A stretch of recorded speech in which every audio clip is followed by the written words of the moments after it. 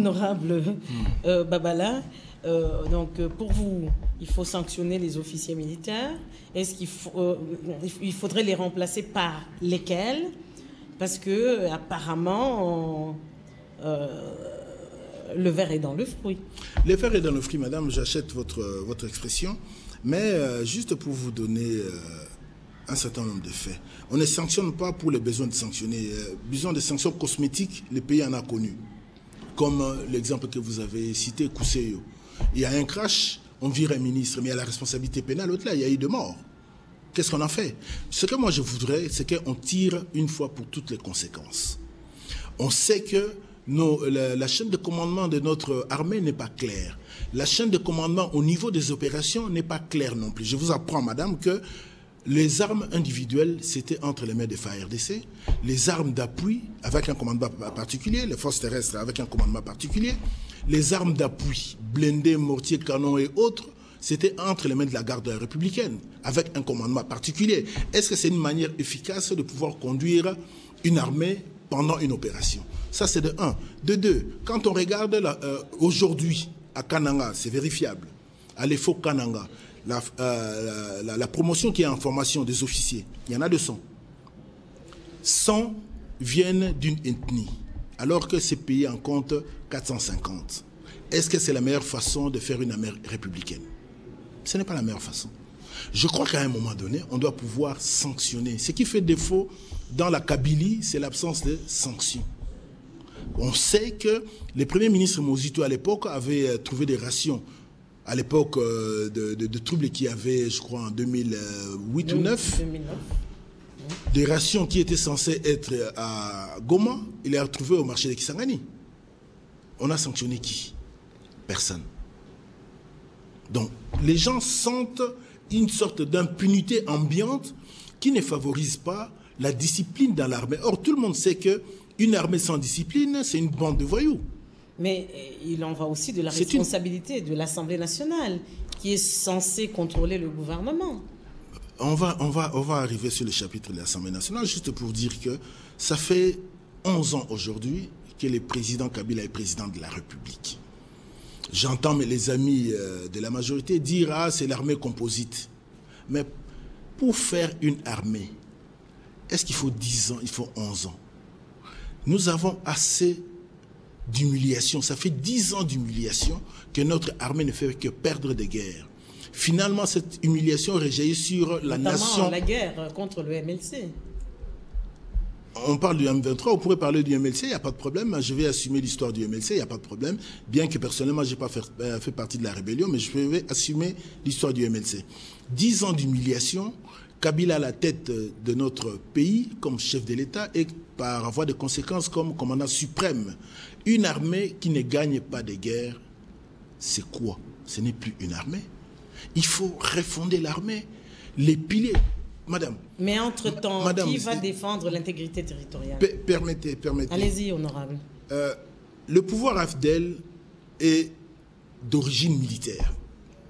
Ils ont pris les armes pour vaincre le maréchal Mobutu. Ils ont pris les armes pour défendre leur pouvoir. Mais qu'est-ce que c'est que ces pouvoirs d'inspiration militaire qui est incapable d'avoir une armée qui tienne la route? Est-ce qu'il y a une complicité ou il y a une incompétence? Je ne réponds pas à la question, je laisse vos téléspectateurs répondre à la question. Honorable Fidel Babala, le ministre de la Défense avait été interpellé à l'Assemblée nationale, mais bon, finalement, les choses n'ont pas évolué. Je pense que même l'auteur de la motion était menacé.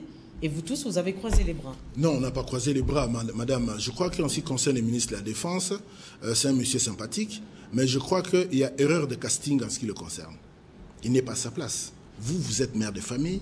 Si votre enfant est malade aujourd'hui, vous allez l'amener chez un médecin et pas chez les menuisiers. Le ministre de la Défense est un pharmacien. Vous le mettez en face de James Kabarebe pour une négociation, puisqu'on parle de négociation, il va dire quoi? Il dira quoi? Je sais que par ailleurs dans le monde, il y a des gynécologues qui sont ministres de la Défense, mais il ne faut pas exagérer, nous sommes un pays en crise, en guerre. Il faut mettre l'homme qu'il faut à la place qu'il faut. Il n'est pas à sa place. C'est une erreur de casting, évident. Honorable Fidel Babala, pour vous, quelle est la voie de sortie? Je sais qu'au début, vous avez dit qu'il faut que le président Kabila négocie directement avec le président Kagame. Le président Kagame continue à nier son implication dans la crise congolaise. Il parle d'un problème congolo-congolais. Et puis même, si vous avez suivi les dernières revendications du M23, le M23 a demandé la liberté des mouvements pour Étienne Tshisekedi, a demandé la dissolution de la CENI, a demandé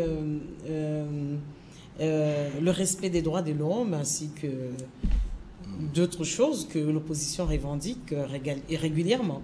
Mais tout ce que le M23 a dit, ça ne vous donne pas l'impression que c'est du réchauffé? C'est-à-dire que d'autres personnes ont dit ça avant. Notamment les partis politiques institutionnels ont réclamé la levée des restrictions de mouvement du président Étienne Tshisekedi. C'est une évidence. Qu'a-t-il fait pour être dans cet état-là? Oui, vous l'avez demandé, mais maintenant, le M23, je voulais juste vous démontrer que le M23 continue à nier l'implication du Rwanda. Le M23 aussi soutient que c'est un problème congolais et qu'il y a des problèmes internes qu'il faut régler. Madame, il y a un observateur impartial qui a fait un rapport. Bien que notre chef de l'État n'a pas pu citer le Rwanda, le rapport du Conseil de sécurité est explicite, extrêmement détaillé et démontre l'implication du Rwanda et de l'Ouganda de manière claire, avec des faits. C'est ici l'occasion pour moi de pouvoir, parce que j'ai toujours eu tendance à critiquer nos services de renseignement, c'est ici l'occasion pour moi de féliciter les services de renseignement militaires qui a fait un travail remarquable, qui n'est pas suffisamment connu, mais que les rapports du Conseil de sécurité met en évidence. Ce qui n'est pas le cas des services de renseignement civils qui ont failli, mais qui bénéficient des grades de manière tout à fait indue. Mais les services de renseignement militaires ont fait un travail remarquable, mais je ne sais pas si les destinataires de rapports des services de renseignement militaires a pu prendre des actions nécessaires pour éviter ce qui est arrivé. On trouve absolument incroyable que notre armée aille en guerre de manière aveugle. Et les renseignements policiers, les renseignements civils, les renseignements militaires, pour une fois, fait son travail. Je pense que la responsabilité est ailleurs. Vous m'avez demandé s'il faut négocier. Je pense avec que... le M23. S'il faut négocier d'abord, c'est ça la question principale. Et oui. Quand on aura répondu à cette question, on verra avec qui. Avec qui, oui. Avec qui. Aujourd'hui, est-ce que nous avons une armée qui sécurise et les biens et les personnes ainsi que nos frontières? La réponse est non. Que faut-il faire? Là, le travail est à faire au niveau de l'exécutif. Je ne suis pas membre de l'exécutif, je suis dans l'opposition. Deuxièmement, nous avons une diplomatie pour savoir si on peut compenser les faiblesses de notre armée, les faiblesses actuelles, parce que notre armée a vocation à être forte. Les faiblesses actuelles dues à un mauvais commandement. Est-ce que notre diplomatie est à même de pouvoir compenser ces faiblesses? Je dirais non. Notre diplomatie, comme notre armée, n'a gagné aucune victoire depuis. Hein, c'est une diplomatie de boiteux. Il y a juste les béquilles françaises et belges qui soutiennent notre diplomatie. De la République française et des Belges, du Royaume de Belgique, qui soutiennent notre diplomatie. On n'a pas de diplomate. Quand on regarde les personnes qui sont dans nos ambassades, dans les pays qui nous entourent ici, qu'on aime ou qu'on n'aime pas les maréchals Mobutu, il y avait un profil à l'époque pour être ambassadeur dans un pays qui a une menace potentielle pour le pays. Il faut être un homme, avoir le profil de pouvoir sécuriser les pays. Est-ce que l'ambassadeur actuel, qui est notre ambassadeur au Rwanda, est à sa place? L'ambassadeur qui est au Ouganda est à sa place? Et même ici en face à Congo-Brazzaville. Les postes d'ambassadeur, ce ne sont pas des petits cadeaux qu'on donne aux amis. Ça participe de la protection de notre pays. Ce n'est pas la place des jouisseurs, des trafiquants et des petits amis. Je sais de quoi je parle. Donc, et vous aussi, je crois. Pourquoi, donc pour vous, honorable, donc il faut s'y balayer au sein, bien faire un bon nettoyage au sein de la diplomatie? Le pays a baissé la culotte devant le M23 et par-delà le M23 devant le Rwanda. Nous avons baissé notre culotte. Mais apparemment... Sommes-nous en mesure de remonter la culotte pour affronter l'ennemi? Quand on suit les chefs de l'État à Kampala, il dit que le pays est fatigué de la guerre. Mais lui qui est chargé de nous mener à la guerre, s'il est fatigué, qui fera ça? Il a choisi la voie diplomatique. On en a les moyens? Question mark. En tout cas, j'ai vu son ministre des Affaires étrangères, Raymond Tchibanda, au four et au moulin, n'est-ce pas? C'est un grand frère pour moi. Je félicite son activisme, mais ce qu'on lui demande, c'est un exploit qu'il n'est pas en mesure d'accomplir, parce que le pays est par terre. Faute de leadership clair, avisé et visionnaire. On ne gère pas les pays comme on gère une épicerie. Mon plaisir, madame, c'est de voir un jour le président Kabila, avec sa famille, faire des courses au Pelustore comme un ancien président normal.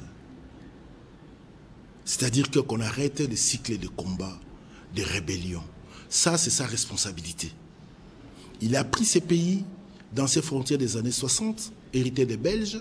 Il a l'obligation morale de nous rendre ou de rendre aux générations futures les pays dans cet état est plus fort. Mais nous n'en prenons pas le chemin.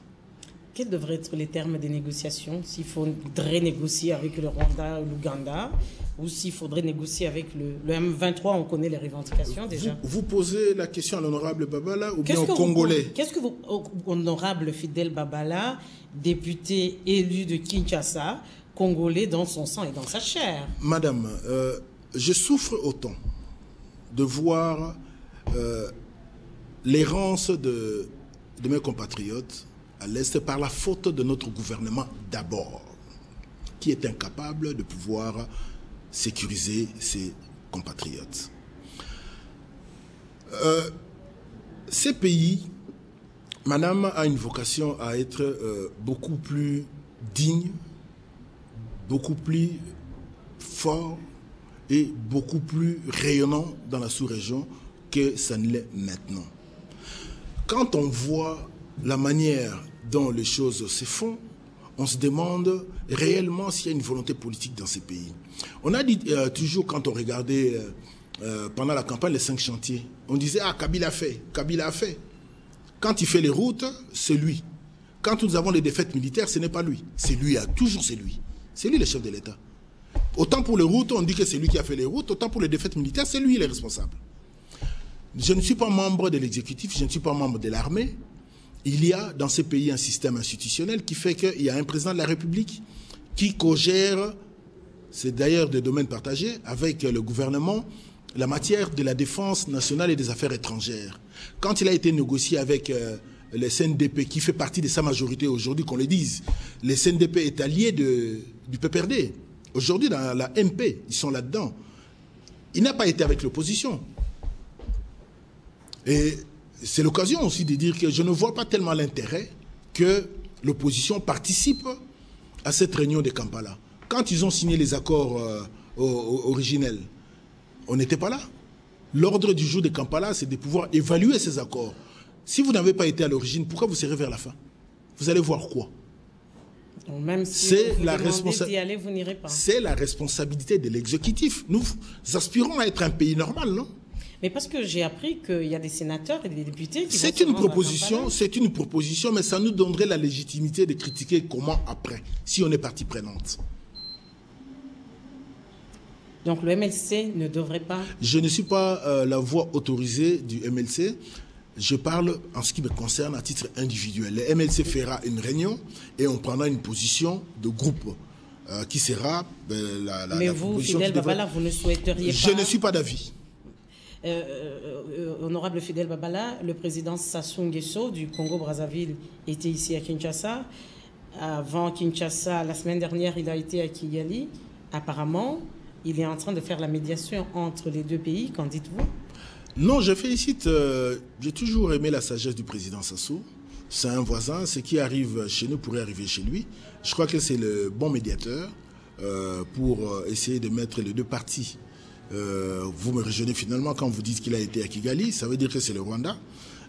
Quand il vient ici, ça veut dire que c'est le Congo et le Rwanda qui ont un problème et non s'appeler. Ce n'est pas avec les substituts du M23. C'est avec le Rwanda qu'il faut régler un certain nombre de choses. Je pense que la sagesse du président Sassou ferait qu'on puisse se parler. C'est l'occasion aussi de dire qu'au niveau interne, il faut que les chefs de l'État pensent que la consultation, le dialogue avec l'opposition, c'est aussi une des techniques de gestion démocratique. Depuis qu'il a été élu, on n'a pas entendu le chef de l'État. Depuis qu'il y a eu la guerre, on n'a pas entendu un message à la nation. Il a demandé, avant d'aller à Kampala, il a demandé au peuple congolais de résister, de défendre sa patrie. Vous savez encore l'image de cette interview, parce que ce n'était pas un message, c'était une interview. Vous avez l'image du chef de l'État parlant de la guerre, il avait un sourire éclatant. Est-ce que c'est l'attitude d'un chef d'État dont le pays est menacé, dont les compatriotes sont tués, sont en déshérence dans le pays? Ça vous a choqué? Ça m'a choqué. Ça m'a choqué. Il aurait dû prendre un ton de gravité conforme à la situation. Il avait un sourire éclatant.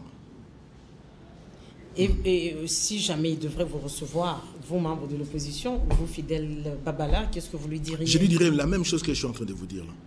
Parce que c'est lui le responsable numéro 1 de la situation du pays en tant que chef de l'État, même s'il n'a pas commis des fautes personnelles, il doit pouvoir être à même de pouvoir sécuriser les institutions de la République, qui doivent avoir vocation à être plus fortes qu'un individu. Fut-il président de la République, fut-il Joseph Kabila. C'est les institutions qui importent, ce n'est pas un homme.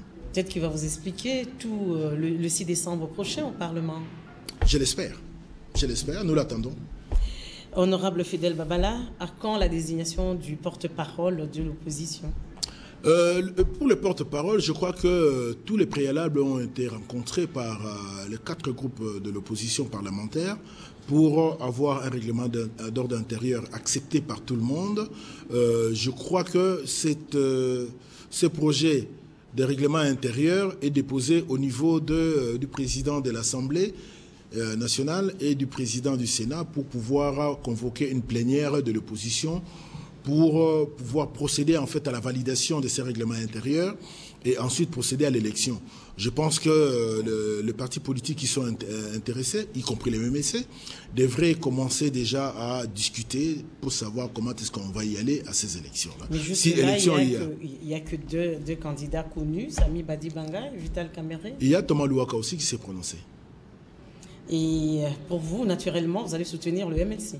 La discipline du parti obligeant. Honorable Fidel Babala, j'espère que cette fois, vraiment, vous n'allez pas terminer cette législature sans porte-parole de l'opposition. Le porte-parole, c'est une sorte de symbolique. Le porte-parole ne va pas remplacer les MLC, l'UDPS, l'UNC, quelle que soit la personne qui est à la tête. Chaque parti doit garder son autonomie d'action, de réflexion. Et même le porte-parole, sa mission principale, c'est de porter la parole de l'opposition. Il ne peut pas dire... Mais comme l'opposition n'a jamais été unie, elle est plurielle, mais elle n'est pas unie. Est-ce que le pays a vocation à avoir une opposition unie, plurielle? Non, face à un seul adversaire, plurielle, par exemple, pour les élections, vous auriez pu être unis, n'est-ce pas? Ce n'était pas une nécessité. Pour les élections, à un seul tour. Dans la pluralité. Pour l'élection présidentielle, à un seul tour.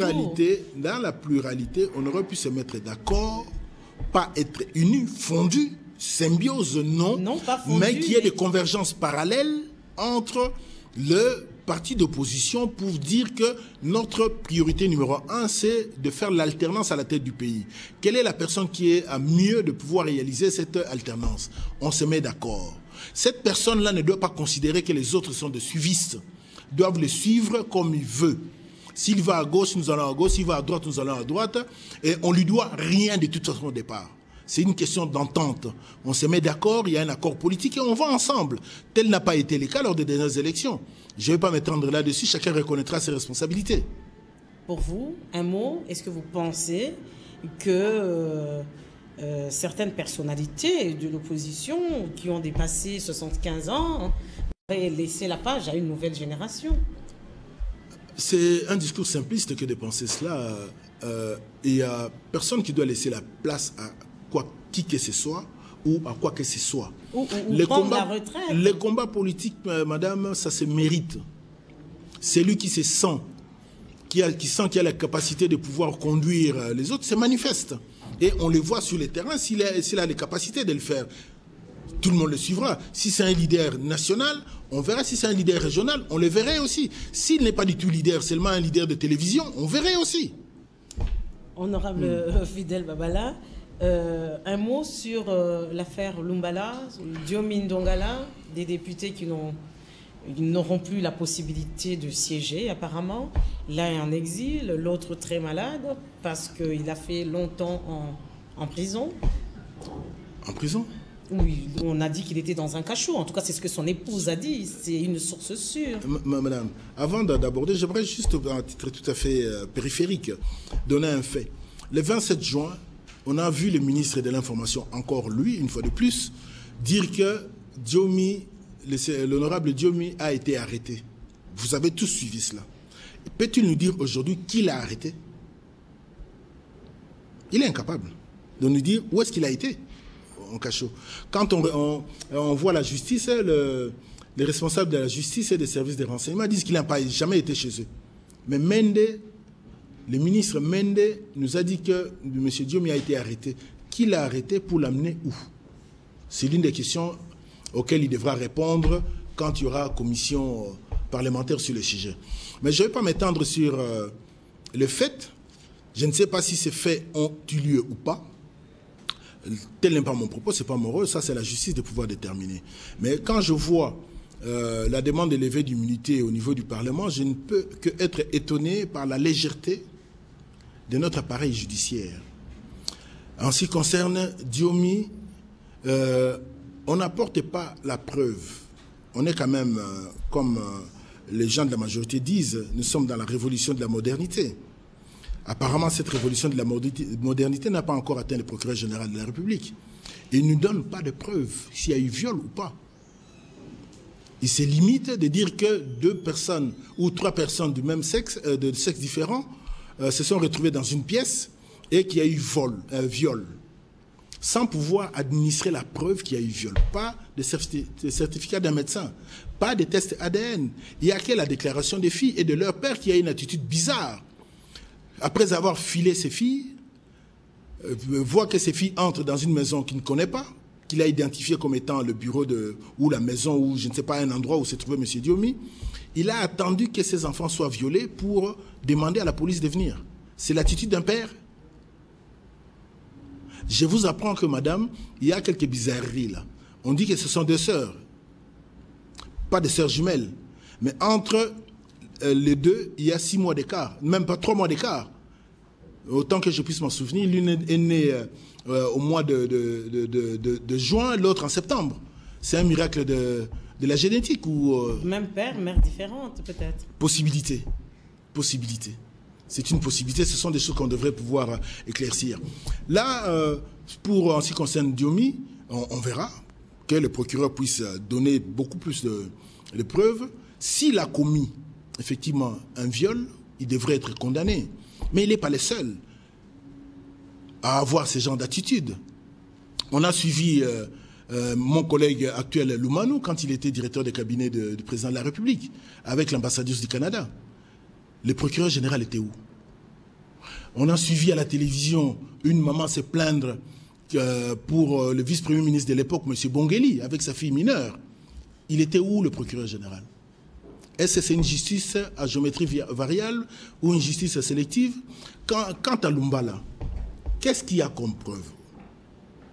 Le fait d'aller au Rwanda, est-ce qu'a-t-on rompu les relations diplomatiques avec le Rwanda? Est-ce qu'il est interdit d'aller au Rwanda? Tous les jours, les Congolais traversent. Pourquoi Lumbala n'aurait pas le droit d'aller là-bas? Est-ce que la meilleure façon d'après les réquisitoires du procureur général de la République, qui cite M. Jean-Marie Kassamba, votre collègue de Télé 50, et Christian Sakouene, pour attester qu'effectivement il était là-bas. Si c'est ça uniquement les preuves, mais heureusement le récent rapport de l'ONU vient au secours du procureur général parce qu'il y a des photocopies de passeports de M. Lumbala là, derrière. Si M. Lumbala a effectivement attenté à la sécurité intérieure du pays, il est normal qu'il soit sanctionné. Mais il ne doit pas être le seul. Il y a tous les généraux. Qui, d'autres, encore une fois, le général Amissi, d'après les rapports, qui prend des munitions en Pointe-Noire pour aller livrer aux rebelles de l'autre côté, dans le cadre d'un trafic. Il faut sanctionner tout le monde. La République de l'impunité est terminée. Malheureusement, la tolérance zéro est restée un slogan creux. On n'a vu personne en prison, que ce soit un civil, un militaire ou quelqu'un d'autre. Honorable Fidel Babala, apparemment le bras de fer entre la majorité et l'opposition sur la loi sur la CENI est tombé, donc tout le monde a mis l'eau dans son vin. Vous vous êtes entendu? Non, il y a eu un certain nombre. Parce que pourquoi, madame, d'abord, on arrive à changer une loi? C'est qu'il y a eu des problèmes avant, un problème politique important qui a un impact significatif dans les devenirs du pays, dans les institutions du pays. La CENI, avec Ngoï Mulunda de triste mémoire, j'espère vraiment qu'on va parler de lui dans très peu de temps au passé, Ngoï Mulunda a échoué. Il faut réajuster compte tenu de l'expérience. L'expérience nous a démontré aussi que les élections n'est pas l'affaire d'une partie, c'est l'affaire de la population. L'objectif, c'est d'arriver dans un pays normal, que ce soit le ministère de l'Intérieur qui organise les élections, dans la mesure où tout le monde est d'accord sur le processus. Tel n'est pas le cas aujourd'hui. Il y a une méfiance réciproque. Ce qui signifie que les uns et les autres doivent pouvoir se mettre autour d'une table pour mettre en place le processus de la manière dont le processus va se dérouler, ainsi que les calendriers. C'est ce à quoi nous nous attelons. Je crois que dans les jours qui viennent, on se mettrait d'accord pour avoir un contrôle croisé avec la majorité, l'opposition et la société civile à tous les niveaux pour que finalement on ait des élections plus ou moins correctes. Vous pensez que les élections provinciales pourraient s'organiser l'année prochaine? Je le pense et je le souhaite. Les sénatoriales? Je le souhaite ardemment. Honorable Fidel Babala, un mot sur votre président, votre ami Jean-Pierre Bemba. Est-ce que vous pensez qu'il sera acquitté ou il va rester en prison?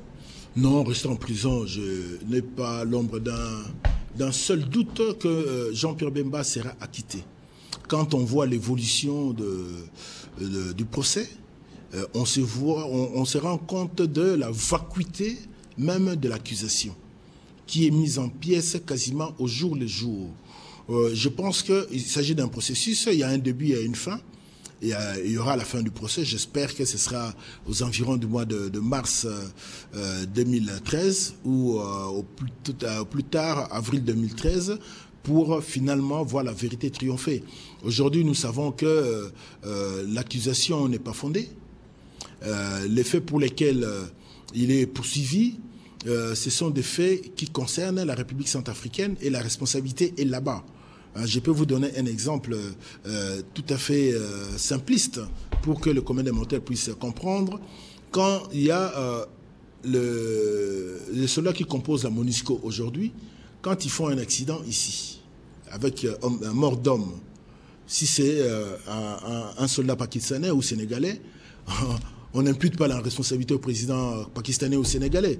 Tel est le cas de M. Bemba qui avait, dans le cadre d'une résolution de l'Union africaine, prêté les soldats de l'ALC, l'Armée de libération du Congo, à un pouvoir légitime en face. Que je sache, le président Bemba n'avait pas remplacé le président Patassé, n'avait pas remplacé l'état-major centrafricain. Donc le commandement était centrafricain. On le poursuit aujourd'hui pour avoir commandé. Et notre démonstration, c'est de dire aujourd'hui qu'il n'a jamais commandé. Il était commandant en chef de l'ALC au Congo. C'est indiscutable. Mais en Centrafrique, il y avait un commandement particulier. Voilà. Un dernier mot, comment voyez-vous l'avenir de notre pays, les 5 ou 10 prochaines années? Les 5 prochaines années, je souhaiterais rencontrer... après la prestation du prochain président de la République, M. Kabila, au Pelustor pour qu'on fasse des courses ensemble comme ancien président. Vous faites une pub gratuite pour Pelustor. Et qui serait... Je peux dire aussi, l'autre là, comment ça s'appelle, Jibela. Bon, ils ne vont pas profiter voilà. de mon plateau. Hein. Honorable Babala, qui serait le prochain président, par exemple? Ce sera Bemba. Jean-Pierre Bemba? Jean-Pierre Bemba. Ben... Si vous devriez parler à Dieu, la main sur le cœur en ce moment, que lui diriez-vous? De faire en sorte que Bemba revienne au pays le plus rapidement possible. Le pays a besoin de lui, compte tenu de l'incapacité ambiante, pour ne pas parler de trahison. De toute la classe politique, et surtout la classe dirigeante. Merci, honorable. Je vous remercie, madame. C'est un plaisir. Merci à vous, chers téléspectateurs, de nous avoir suivis. Pour ceux qui ont pris l'émission en cours, je venais donc de m'entretenir avec l'honorable Fidel Babala, député national élu de la Tchangou, à Kinshasa, donc au cadre du MLC. Ami personnel de Jean-Pierre Bemba, le rendez-vous avec À Cœur Ouvert, c'est la semaine prochaine, même heure, même chaîne, et bonsoir chez vous.